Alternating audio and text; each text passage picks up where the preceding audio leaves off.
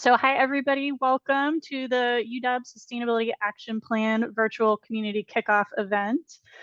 We are thrilled to have you here to kick off this 18-month process of updating UW's Sustainability Action Plan across the Tri campus. So I want to start off with just introducing our UW Sustainability team really quick. So next slide, please, Lauren. So my name is Lisa DeLude. I'm the Sustainability Director, and I'm joined here by our small but mighty team. So Damon Eklund, our Communications Manager, Danny Arbudi, our CSF Program Director, Marilyn Ostergren, our Energy and Sustainability Specialist, Lauren Schultz, our Sustainability Planning and Policy Specialist, and Emily Adams, Sustainability Project and Engagement Specialist. And we've also got a great group of interns who I'm not going to introduce, some of whom are joining today, some of whom are already on their break.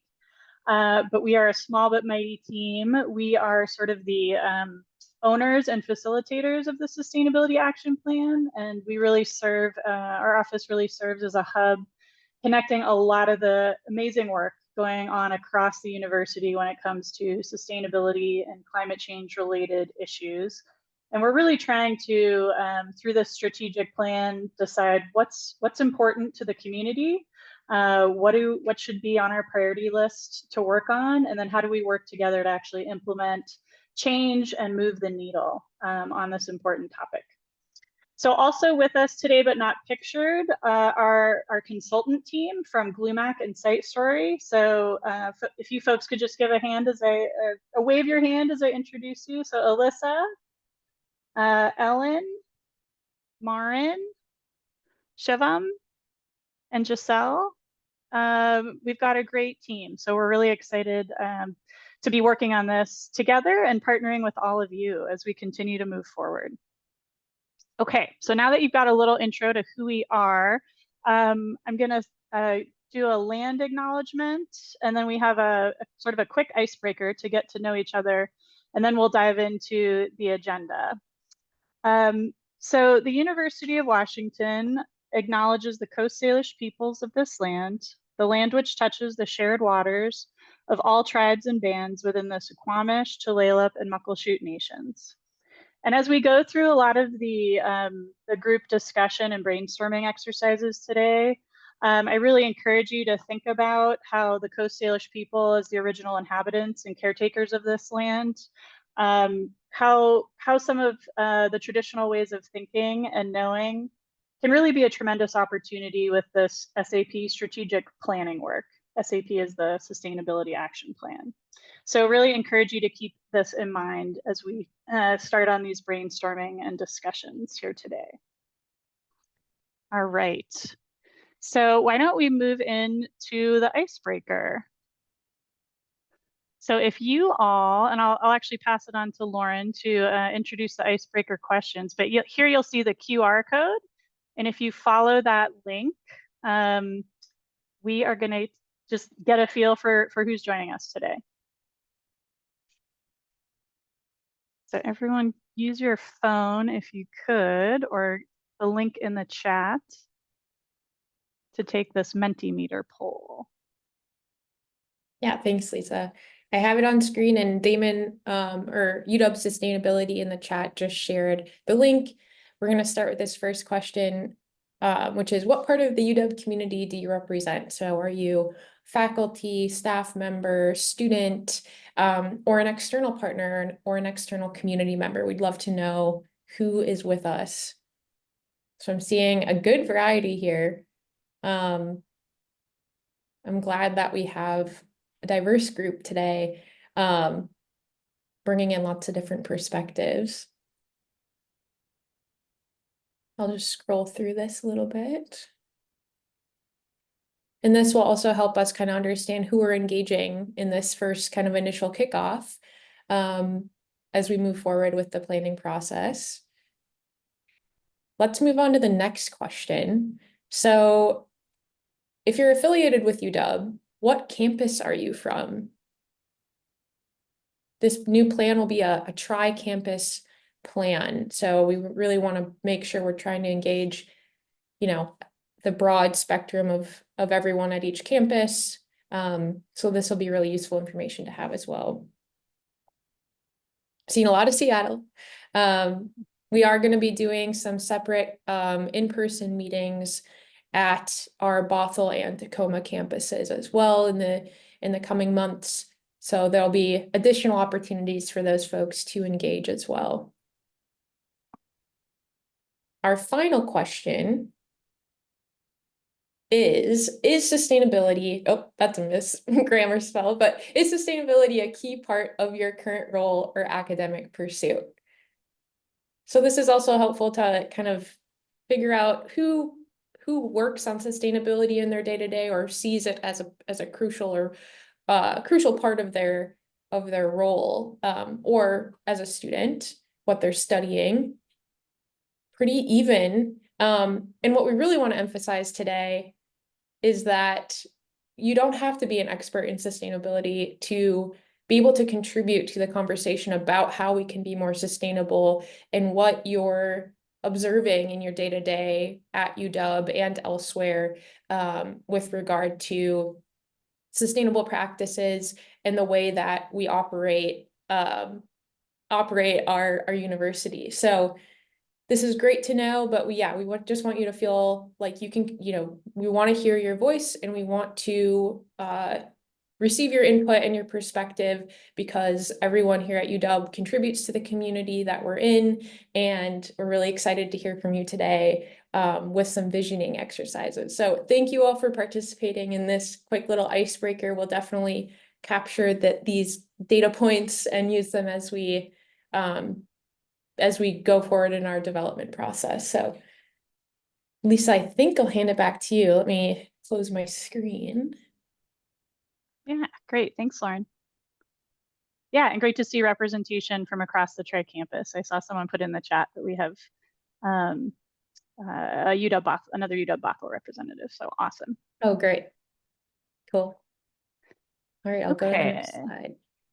Yeah, okay. So I want to give a quick overview of what we're going to do today and what our purpose is, sort of why we're all here and what we're hoping to do with the time that we have today with you all. So we did our welcome and sort of a little bit of warm up. We're going to spend about 20 minutes looking at the current sustainability action plan, and I'll spend a short time reviewing it with you, reviewing the 10 targets of our action plan. And you will have time to discuss as a group what you like, what you think is working with the current action plan, and what might be missing or what doesn't resonate with you. We're also going to spend about 20 minutes doing some individual visioning. It doesn't mean that you're sort of on your own and isolated for that full 20 minutes. But part of what we want to do today is we are all so busy, it can be very hard to take the time to just sit and reflect about how sustainability might show up or does show up in your day-to-day, especially here at UW. And what might be missing. And then we're going to just discuss that a little bit in groups. And then finally, we're going to spend the bulk of the time in sort of these World Cafe style visioning breakout rooms, where you're really going to be doing brainstorming and sharing ideas with your sort of virtual table, so to speak. And more to come, we'll walk you through each of these exercises as we go. So that's sort of the plan for the meeting today. And next slide, please, Lauren. So I wanted to just give a little bit of background on the Sustainability Action Plan, if you're not familiar with it. So it was actually published, the first one for the university was published about 5 years ago in 2020, and it is due to be updated on a 5-year cycle. And so we are right there at the end of 2024 and gearing up for this 18-month process to have a new revised plan. So a lot has changed since the current plan was created, and we recognize that there's some great content in the existing plan, and we've also recognized that there are some gaps. And so we want to leverage the great work that has already been done by our tri-campus community with this first plan, and but also leverage the opportunity for a fresh start. So as I said, this is going to be an 18-month process where we're working across the tri-campus community. That includes Bothell, Seattle, and Tacoma campuses, as well as UW Medicine. And we want to really create a new strategic plan. So that new plan might look a lot different than the current plan. And the idea with this planning process, and part of the reason that it's 18 months instead of just a few months, is we really want to take the time that's needed for a successful plan that will move the needle on a lot of these issues that we know our community cares about. It's going to be an iterative and a dynamic process. So a lot of the topics that you're brainstorming and discussing with your group will be revisited. We're going to ask for your input in many different formats along the way.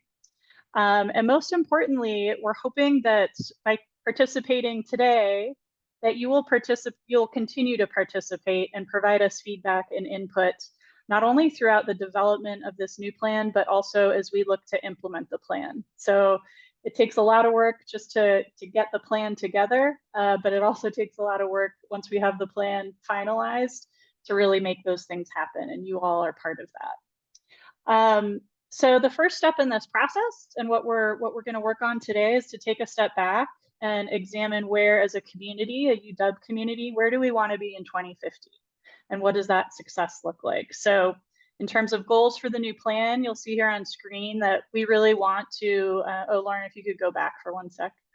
We really want to establish that North Star. So what does success look like in terms of our UW community when it comes to sustainability in 2050, so that we know where we're going in the long term? We want to have a plan that's really driven by data and the latest climate science. We recognize that our current sustainability action plan has some topical area gaps, and I'll talk a little bit about that here in a minute. Part of our new plan is also to share stories and perspectives from our UW community. So for those of you that have done a lot of strategic planning, this is sort of a new thing that we're trying. We really think that including your personal stories in a variety of medium from across the tri-campus community will be important to inspire and motivate others to help implement the plan and to get involved. And lastly, we want to make sure that this new plan, that we identify funding and the resources needed to meet our goals. That will set us up to be able to have, make capital or operating budget asks for the biennial budget. Also utilize some of the other tools and resources at our disposal. So university advancement, for example. Okay, so next slide, please. Okay, so I talked a little bit about that we want to spend some time today talking about what our vision is of success for 2050. And in order to do that, we want to first take a little bit of time to think about what do things look like today. So we'll be using this sort of what is, what if, and what's next approach throughout a lot of our discussions today. So in terms of the what is, we're going to be taking stock of our successes and challenges, and also asking you, how does sustainability show up in your day-to-day as a student, as a faculty member, as a staff member, as a healthcare professional, etc.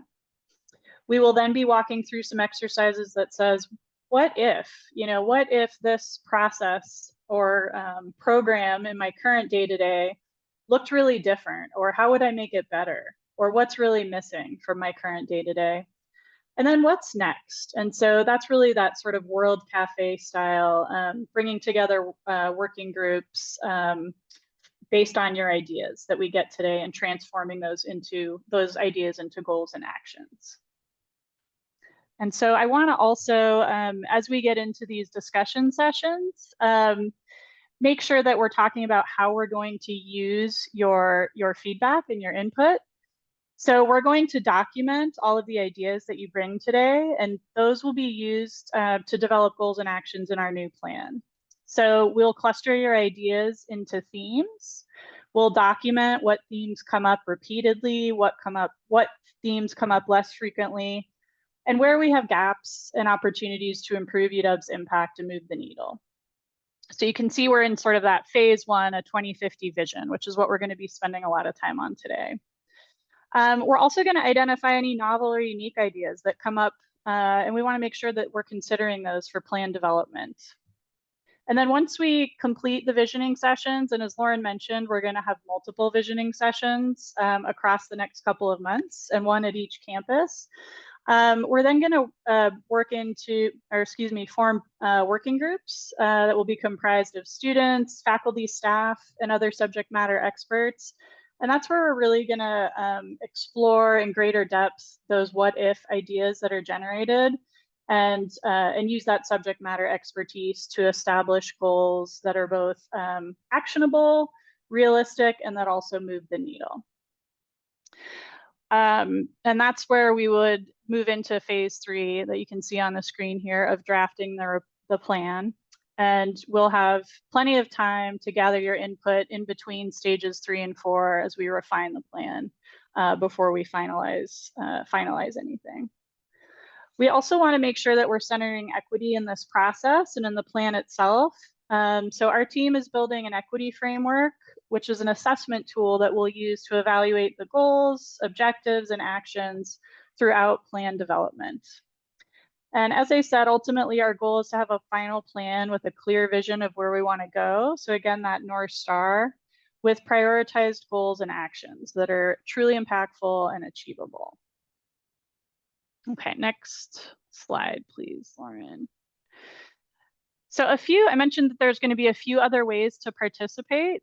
So one is additional visioning sessions. So we mentioned that we're going to have some separate visioning sessions with the UW Bothell campus, UW Tacoma campus. We're also planning to do the same thing with UW Medicine, and that's the first time that we've really included UW Medicine in this strategic planning process in sort of the way that we would like. We will also be hosting some more community meetings like today's virtual kickoff. We had an in-person kickoff about 2 weeks ago. And that will be a way to share progress and get input throughout that 18-month process. We will also form working groups. So starting in early 2025, just a couple weeks away, we're going to start developing specific topic area working groups around things like energy, waste, food systems, healthcare, transportation, etc. We have so many students, faculty, and staff that are subject matter experts in these areas, or that just have a great interest in learning more. And so please make sure that you're signed up to get more notices about how you can get involved. Again, that implementation side of things. And lastly, and this is what you have on screen here now, is this storytelling element that we want to incorporate into the new plan. So we are inviting you to engage by submitting letters to the future or messages to the future through this new platform. So that can be in the form of written expressions, so essays, poems, letters, visual art. So if you're an artist and you really want to do a painting, photograph, any type of digital design that really conveys your vision for what a successful future looks like, excellent. We'd love to have you submit that. And our plan is to integrate a lot of this into the new plan. So people could actually go and click on your letter and read it, or go and look at your painting and see how that helps to motivate and inspire folks towards zero waste or reducing their emissions, for example. A few other examples are audio recordings. So if you want to tell an audio story, something that you think would be inspiring or motivating to others, please go ahead and share that. And then any other video content, so short films, animations, etc. So we will showcase any of the submissions that we got, any and all of the submissions that we get on our website, and then integrate them into the plan. Okay. So that's a little bit about how to get engaged and sort of a quick overview. And then next slide, Lauren.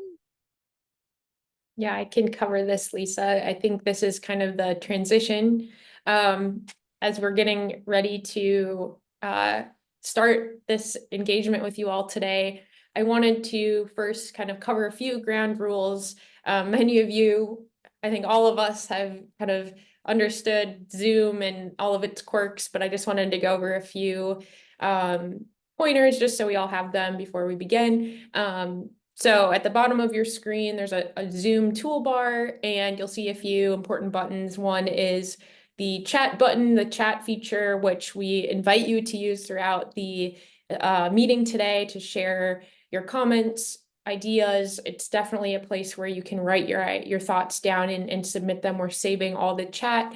And we'll be kind of using that as we go through all of our activities as well. So that is a tool for you to use. The reactions, there's also a reactions button that I think should be a little smiley face. It might have changed to a heart. I can't remember, but used to be a smiley face. And under that, you can raise your hand. You can add a different kind of emoji. So please use that as well to get our attention. There's a lot of us here today, so raising your hand is a good way to let us know you have a question or comment. And then of course your trusty mute button. I think everyone's on mute right now, which is great. And if you'd like to speak, obviously come off mute. But yeah, just as a reminder to keep yourself on mute if you're not talking to avoid the background noise. If you'd like to let us know that you'd want to talk, if you're on your computer, you can use that raise hand feature I mentioned. And if you're calling in by phone, which I'm not sure if we have any of those folks, but if you are, you can dial *9 to raise or lower your hand via your phone.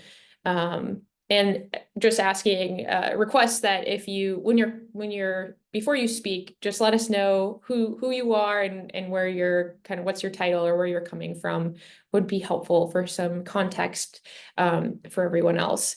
But yeah, feel free to speak up if something's not clear, ask some questions. That's what we're here for. And just being an active participant and listener today would, it would be really valuable to the process and kind of letting everyone feel welcomed and comfortable to speak. But if you have ideas, we want to hear them. So again, using the chat or raising your hand is welcome.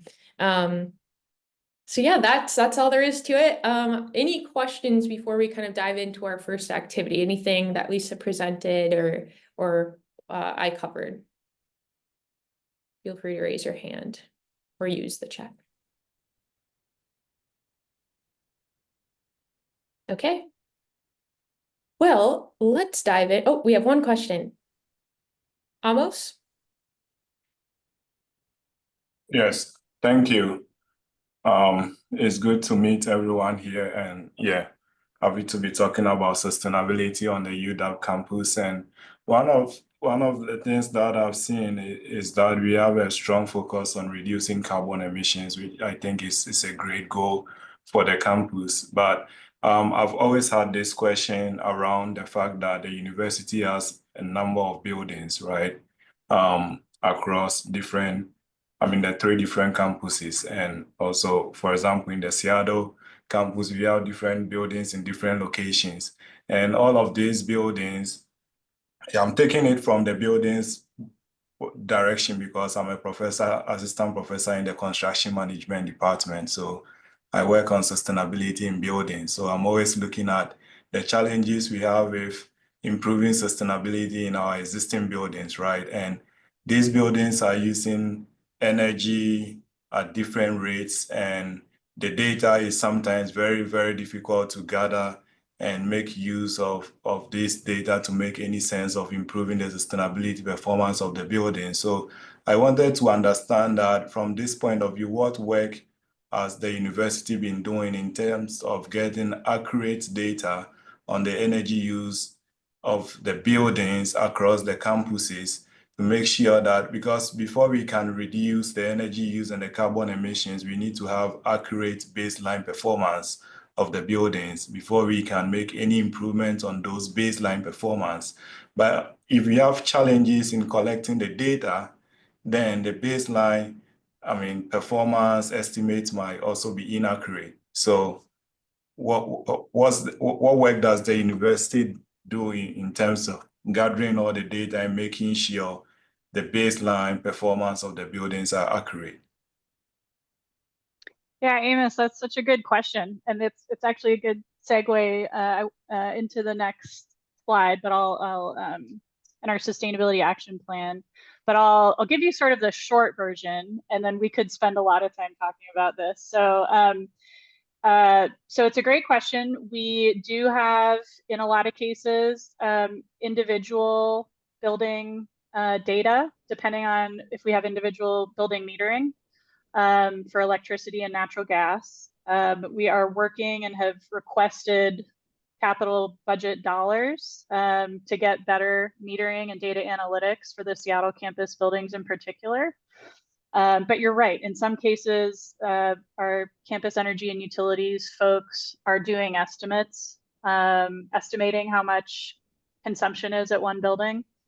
That said, we do have a new contract with Energy Cap, which is an energy performance sort of dashboard and software tool. So we are in the process of really getting what is going to be a great clearinghouse of energy, both electricity, natural gas, and other types of fossil fuel data into this Energy Cap dashboard software.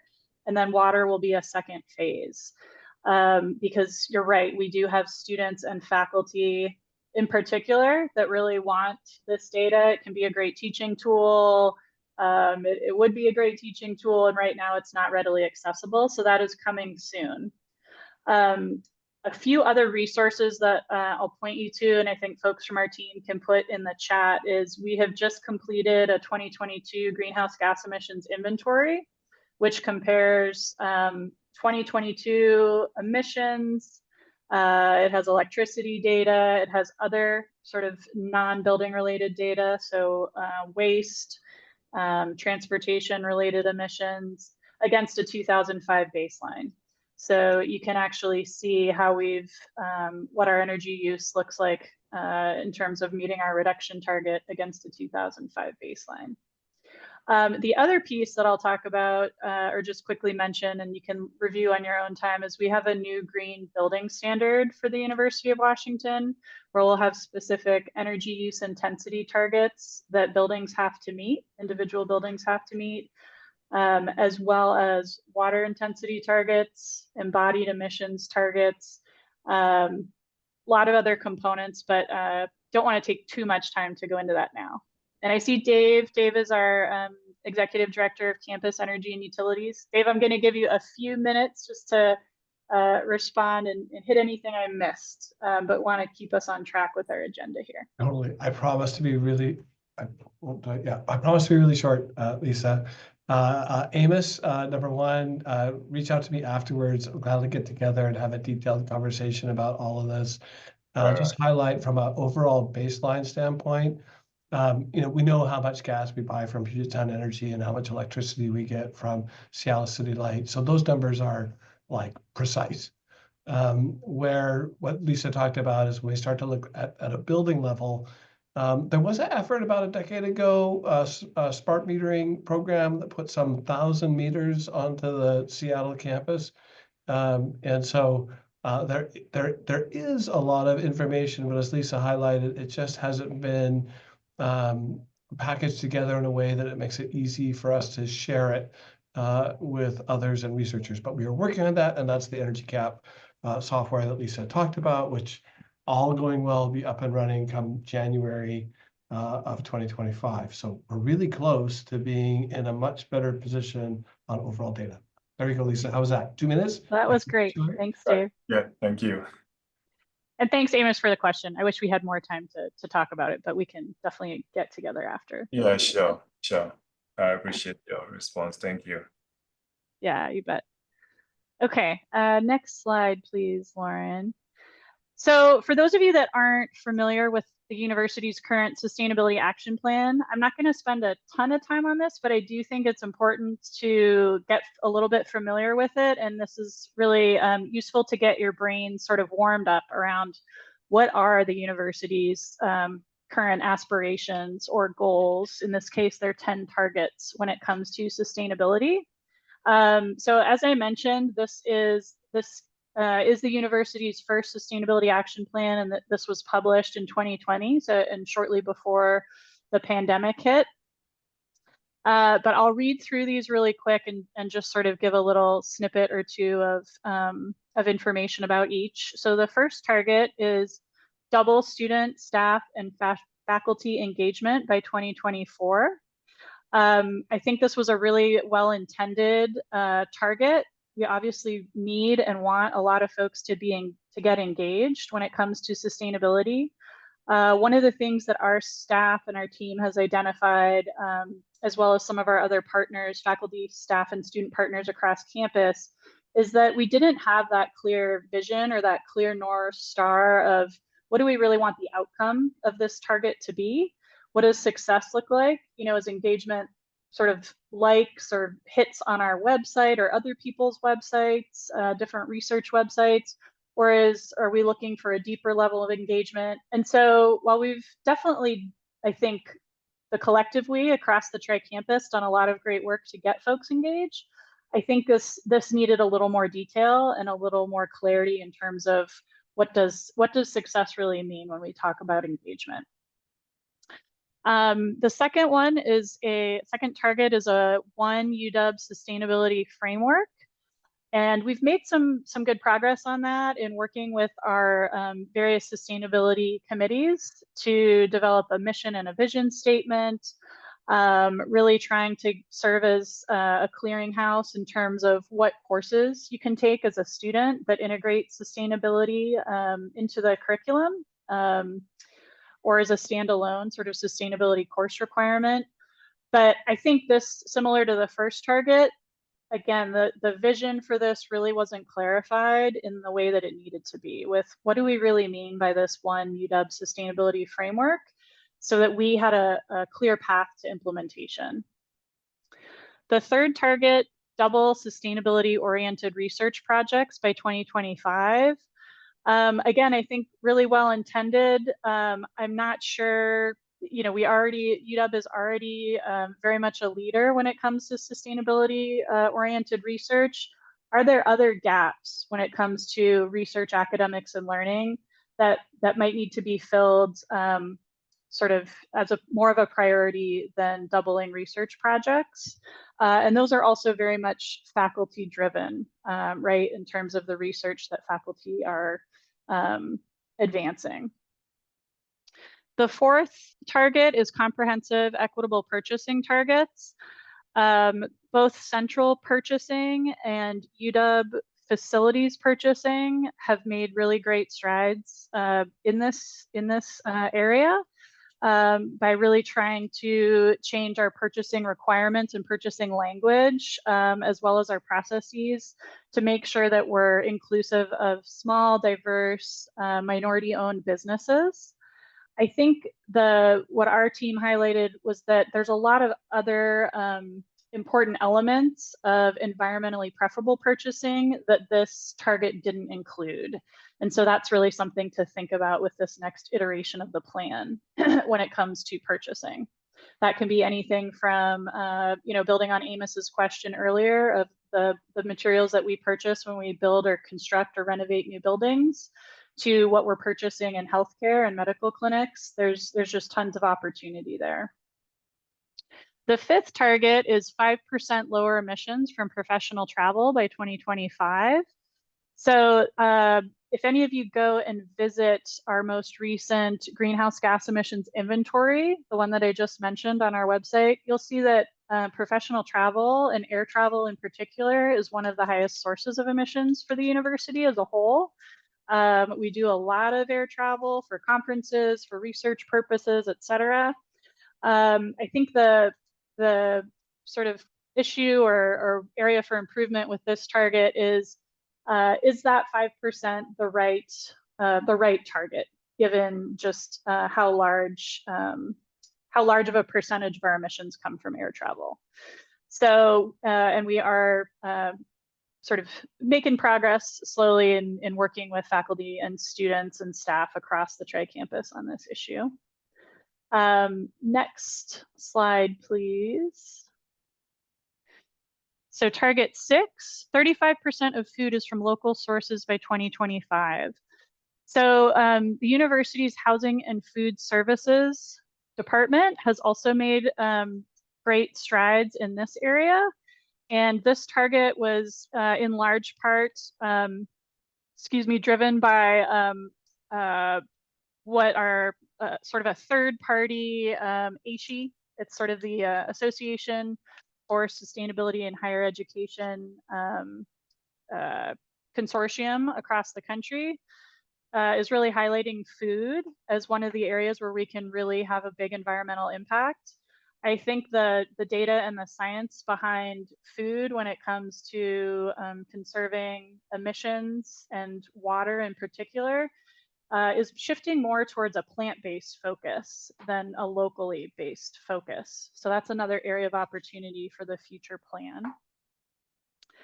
The next target is a 6% decrease in single occupancy commuting per campus by 2028. This is definitely an area where UW is a leader. So we have the subsidized UPass for students, faculty, and staff, which has been really successful across all 3 campuses, but definitely for the Seattle campus in particular. And really trying to encourage other modes of transportation as opposed to driving alone, where that's a feasible option for folks. So this is one area where we've really made great strides, and we're also seeing impacts from COVID with people working remotely. Okay, the next target, 15% lower energy use intensity by 2025. This is definitely an important target for us. We know that for the Seattle campus in particular, the energy use intensity for our campus is about double that of our institutional peers, so our R1 institutional peers. So we know that there's a lot of opportunity to continue conserving energy and finding ways to use less energy. The next target, number 9, is 10% less solid waste. Again, I think this is one of those targets where we really want to make sure that we're using some of that current data that we have from our most recent emissions inventory to assess whether or not that is the correct target. Is 10% really meaningful and impactful? And where does this target fit in relation to our other targets and other priorities when it comes to reducing emissions and conserving resources? And are there opportunities on the purchasing end to impact solid waste? And the last target, number 10, 45% reduction of greenhouse gas emissions by 2030. Again, it's really important, great that we have a reasonably assertive emissions reduction target, but is this aggressive enough? You know, we know that we have climate experts, emission experts here across the tri-campus. We also have great current science that tells us that this target should probably be more aggressive than it currently is. So that is a quick, again, I don't want to spend a ton of time on this, but I wanted to start getting your brains warmed up so that you can have some good discussions and thinking about what resonates with you with this current plan. What do you think is missing? And then I'm gonna pass it on here to Lauren to sort of take it from here and start going through our first exercise. Thanks, Lisa. Before we dive into the next exercise, does anyone have any questions about what Lisa just went through with regard to our current plan and the current targets that we set?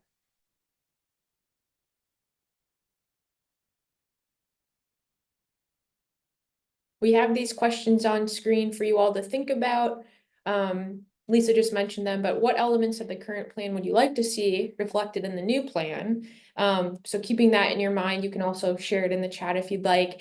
And if there's anything missing, or if you don't see a group or a, you know, if you don't see yourself even reflected in this plan, what would you see, or how would you change that to better be accommodated in the new plan? So think about these questions as we move forward. Remember, there are no right or wrong answers here, and we really value your honest opinions and your perspectives. So we're going to go on to this first session, which will be some individual visioning. So we'll be focusing on those two key aspects of sustainability at the university that Lisa mentioned earlier, the what is, so what's currently happening, what are you currently observing, and then we'll think about the what if. So what could sustainability look like in 2050 here at UW? What would that look like and what would be successful?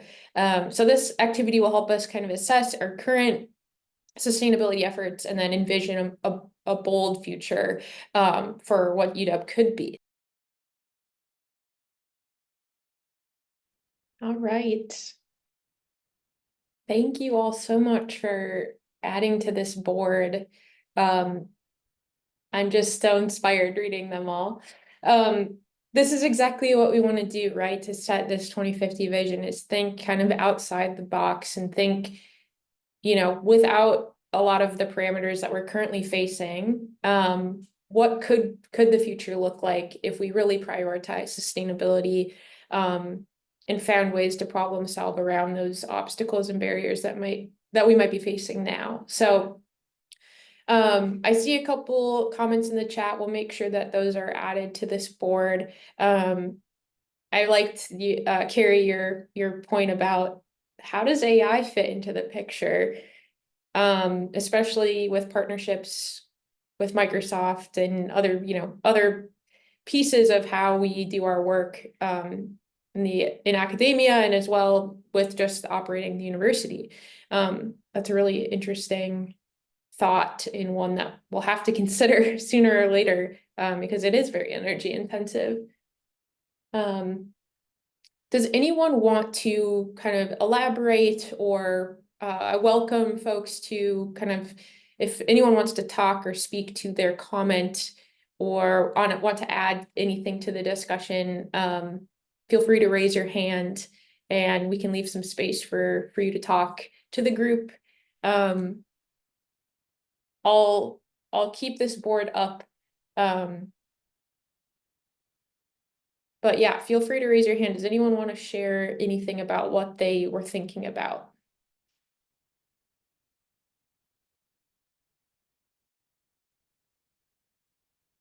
And if not, that's okay. We'll be doing more discussion in our next activity in smaller groups, which might be a little easier to do as well. But this is a great way. I really like this tool of collecting input on a community board like this, and it's helpful for others to kind of get ideas as well. And I see some folks liking different posts or adding on to, for instance, you want to see more sustainability majors, minors, and certificate programs. I've heard that quite a bit just in my kind of short time, 7-8 months here at UW, that this is definitely a desire of many to have more sustainability focused classes or learnings incorporated into our curriculums. And I see, yeah, UW Tacoma has a cool new certificate program. That's great. I'm not going to read through these all because I could spend all day, but Amos, go ahead. Yeah, I think you just mentioned what I was about to say in terms of educating our students more on sustainability. I think that is important. For construction management, for example, we have a sustainable construction class, and that is what I teach. So any student who goes through that course get to learn about sustainability. But I always ask the question of how about students who don't get the opportunity to take courses on sustainability at the department level?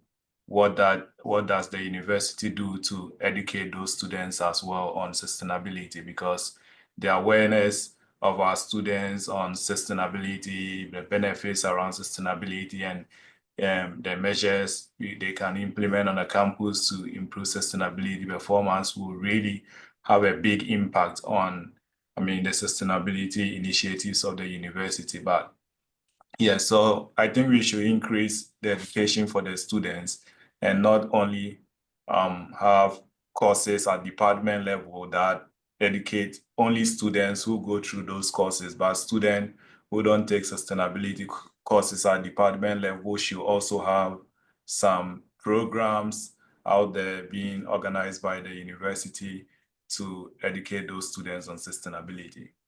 And I also think that by 2050, I mean, community engagement is one of the biggest themes in the future of sustainability. So, yeah, probably the university is already doing a lot of work in engaging community on sustainability initiatives, outreach, and all those kind of things. But I think that by 2050, I would like to see the university doing more of those, and that will be one of our success areas when we are talking about sustainability on the campus, right? All right, thank you. Yeah, thank you. No, that I'm glad to hear. I mean, you have firsthand experience in seeing those gaps of knowledge with regard to sustainability.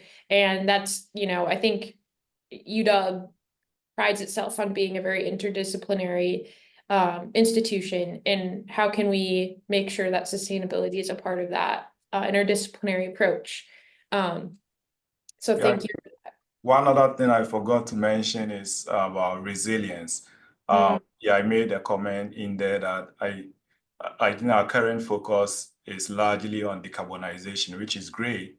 But if you look at the, I mean, disasters going on and the climate hazards, even the current cyclone leading to a lot of power outages in our buildings and all that, those things should tell us that we should also start looking at resilience more seriously. So I think that, yeah, if possible, in the next action plan, we can touch on resilience as well, so that we try to reduce carbon emissions, but we also try to build resilience against the impact that will still be happening.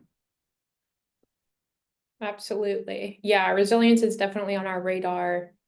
And it's something we're all feeling pretty firsthand now with a lot of the storms and smoke and everything happening in Washington State, all occurring much more frequently than many have experienced in the past. So yeah, that's great. Thank you, Amos. Okay, well, I just want to thank everyone again for their great input here. We'll be going through all of these and documenting them, and also pulling out themes and big ideas to bring into our next phase of work that Lisa had shown in the previous slide. So I want to introduce our next activity, where we'll be going through we'll be splitting up into breakout sessions, and we'll be diving a little deeper about these themes or these topics that we were just thinking about individually. And Sharzad, I see your question in the chat, or maybe you're just posing it for the group to think about, but what does resilience look like? I think that's a great, great transition. Did you have something you wanted to talk about, Sharzad, with that, or is just posing it? No, mostly just posing it, because I see that word appear a lot on the board, but not really a specific definition or specific examples. So I thought that would be a good thing for us all to ponder about. Yeah, right, because there's lots of ways to be resilient, and I think ensuring that equity is at the forefront of that conversation is important too. So great point, Sharzad, thank you. To transition us into the breakout sessions, I think, Lisa, you're going to do a bit of an introduction. I'll go to that slide, and then Damon will send us out to our separate groups, and we'll have a facilitator in each group and a note taker, and we'll just pose some of these questions for you all to think more deeply about and have a bit more of a conversation about in the last hour or so that we're together. Thanks, Eric, for your comment as well. So Lisa, I'll hand it off to you just to introduce these topics and what we're asking folks to do. Yeah, thanks, Lauren. Okay, so this is that sort of World Cafe style brainstorming and discussion that we're going to move into next. And we have, when you're in your sort of virtual room, you're going to be going through all of these 4 topic areas, but I'll just sort of give you a quick overview of what we're looking for here. And we'll have a facilitator in each of these groups to guide you through these topics. But the first one is really thinking about research, academics, and learning. So in that previous exercise, we saw a lot of great comments in Padlet on, you know, and Amos spoke to this. We need more courses where students are learning about sustainability, no matter what the discipline. So let's dive in further with that in your smaller group. Are there current, what courses are you taking now, and where might there be opportunities to integrate sustainability into those? What do faculty need, or what would that look like? What would success look like in 2050 if faculty were really integrating sustainability into their curriculum, whether it's dentistry or healthcare or engineering? And so we've got some ideas here, and we'll have a few more examples when we break out into groups to help you start thinking about that and discussing that a little deeper. So research and innovation focus on sustainability, living lab opportunities with faculty. We talked about sort of the steam plant, heating and cooling systems on campus, students studying engineering, and we've got a lot of great potential partnerships with folks outside the university too, to help with that. So that's the first category. And I will say there's a lot of overlap between these 4 categories. So this is really just one way to start thinking about it. But we realize that there's ideas that could fit into any of these categories. So don't feel boxed in, pun intended, with these 4 boxes. The second one, B, is operations and infrastructure. So when we think about food systems, when we think about solid waste, how much energy we're using, how much carbon emissions the university is generating, commuting to and fro campus, whether that's for your daily commute or air travel for conferences, that kind of thing. We want you to dive into what does success look like in terms of our day-to-day operations and infrastructure in 2050. The third one, category C here, is partnerships and collaborations. So we know that the university already has a lot of great public-private partnerships going. We do a lot of work. Our reach is global, local to global. But I'm sure that there's gaps or things that you could identify that that we're not currently addressing. And so we want you to dive a little more into, are there partnerships that we could optimize, or are there partnerships that we're not taking advantage of that we could, whether that's in the private sector, nonprofits, local governments, City of Tacoma, City of Bothell, City of Seattle, et cetera. So thinking about that a little bit more. And then the fourth category, category D, is serving our community. So healthcare is one great and big example of how healthcare systems and making sure that we're taking care of people and taking care of people's lifelong health is super important. Also very much tied to a lot of the environmental initiatives that we've been talking about here today. The food pantry, another great example. UW Athletics, we provide great entertainment across the board. If you're going to a football, a volleyball, a gymnastics game. UW Surplus, another example of that, where surplus items are available both internally to UW as well as the outside community. So these are just a few examples. We will have, Damon's gonna break us into our virtual rooms, and we're gonna have the opportunity to go through these a little bit more in smaller groups, share ideas and discuss further. Did I miss anything, Lauren? Nope, you covered it all. Thanks, Lisa. Okay, I'm going to share my screen with a few wrap-up items. I hope you all had some fun conversations. I know our group, we didn't get enough time. There's never enough time, but I think it was a really good opportunity for everyone to kind of share big ideas with each other. So I hope that was fun. So the final note here is, one, just thank you so much for tuning in today and contributing your time and your big ideas and your perspectives. This is going to be such an important step in how we're going to draft this new plan, and having that North Star vision will be crucial over the next 25 years so that we have something to go back to. And some of, a lot of these ideas are going to be reflected in this new plan. We'll be documenting everything, like Lisa said, we'll be uploading it to our website, and we'll be pulling out themes, so it's a little more organized. But again, really excited to read through all your comments today. We welcome you to take the survey that's on screen or in the chat. That is an opportunity to let us know if you want to keep up to date on what we're doing with the plan, and understand what events or future efforts we're doing and how you can be involved. So welcome you to take that survey, and you can find more about the planning process and any updates on our website, sustainability.uw.edu/plan. And if you have any questions, you can always reach out to our office.